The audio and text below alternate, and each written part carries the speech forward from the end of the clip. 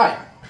Imagine, if you will, for a second, alumni packing the stadium, the smell of barbecue wafting across the parking lots as it fills the air, tailgaters preparing food for the upcoming college football game, merchandise flying off the shelves. You can almost see the amount of revenue and money that's being brought into the NCAA's pocket.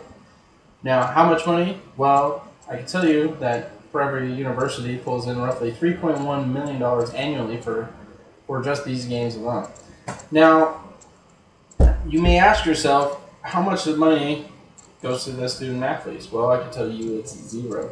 Now, this is a controversial subject, but I believe that student athletes should be compensated because the NCAA exploits these students for millions of dollars per year. And scandals and corruption are run rampant for the NCAA.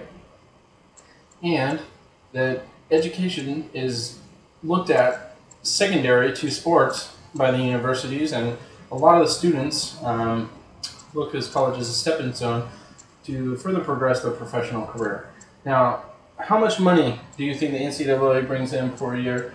There's a pie chart here that's got NCAA financial statements. Nearly $1 billion per year they bring in, and $705 million of that comes alone from TV and marketing rights. And here's a graphic on the top networks and their current contracts, multi-year contracts with the NCAA, with the top being ESPN and ABC. Nearly $705 million, Fox and CBS $200 million, and nearly $100 million per year revenue. So it just goes to show you that these TV companies are bringing in millions of dollars. So this is not no small stage, but at the same time, the NCAA will want to tell you the student athletes are small stage, or amateur athletes, as they like to call them. Scandals and corruption, because so much money is being thrown around, is commonplace in today's NCAA. You can take a look at Miami, USC, Ohio State, Cam Newton, and Auburn. Now, Cam Newton was unique. Allegedly, his father took quite a bit of money for him to play for certain schools. Reggie Bush is another example, whose parents were given houses in the San Diego area for his play at the University of Southern California. University of Southern California got popped for a couple years of probation prohibited from a couple of years of postseason football, as well as loss of some scholarships. And Reggie Bush has been the only player that's had to return his Heisman Trophy. So, corruption.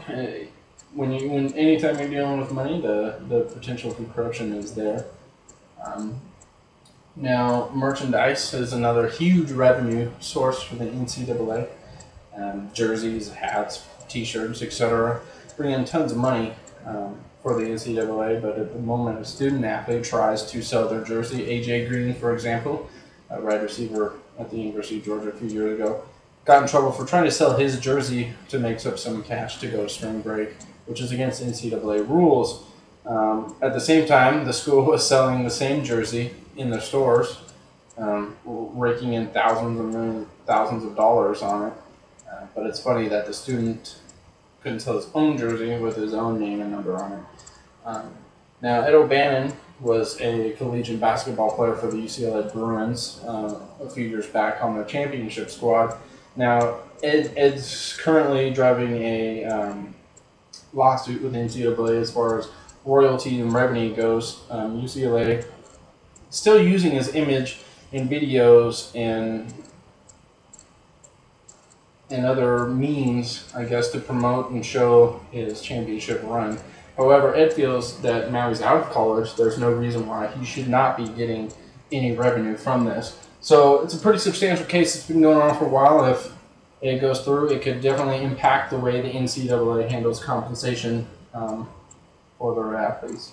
The universities may say that education is always the primary goal, but when there's this much money involved, I could tell you that their actions don't always speak the same. For example, Jane Kemp was a professor at Georgia who got in trouble because she refused to doctor grades and won quite a substantial lawsuit because her supervisor was her telling her that, who do you think is more important to the university, you or Dominic Wilkins? Wilkins at the time, a star basketball player for the school. Just goes to show you what the university's true intentions were. And the NFL states that you have to be 21 years old to make it to the pros and into the NFL draft, which coincidentally runs at the same time most of these kids are graduating from school.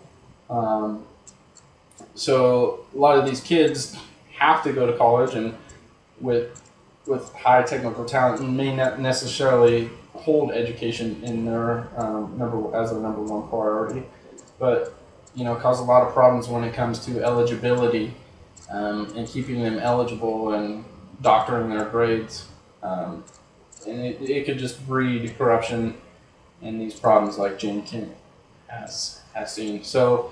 With the NCAA exploiting students for millions of dollars, if the compensation model gets changed, the students will be able to get a cut of that money, which I believe risking their health in the future and the injuries they deserve.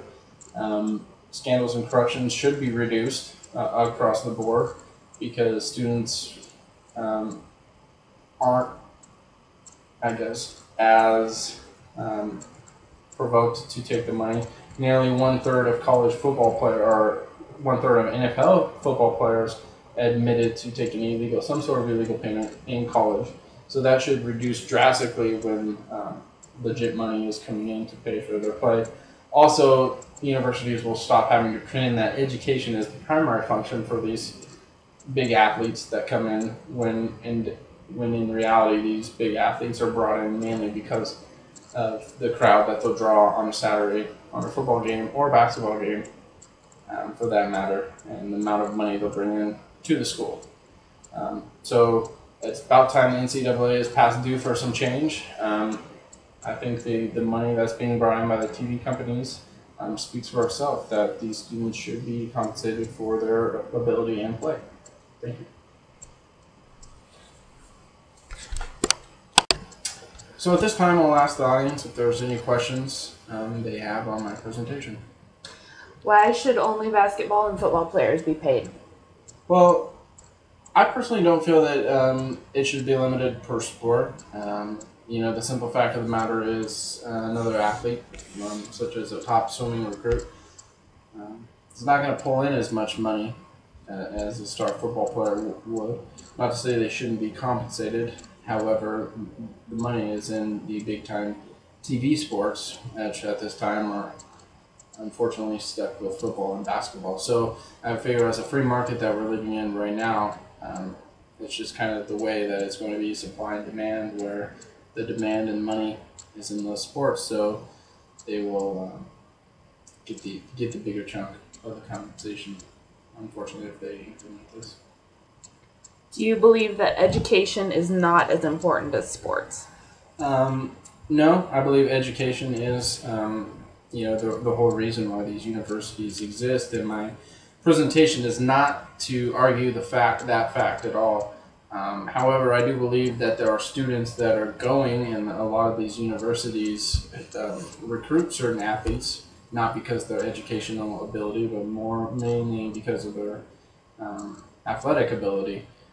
It's common fact. They may not like to admit it, but just like a lawyer goes to school to become a lawyer in a professional career, a lot of these kids go in to do their necessary time and showcase and for the NFL draft. And to these students, education is not a priority, but the way the system is set up, it's a necessity. So I feel that these kids should not risk their health and their future for these schools who just want them for their revenue stream.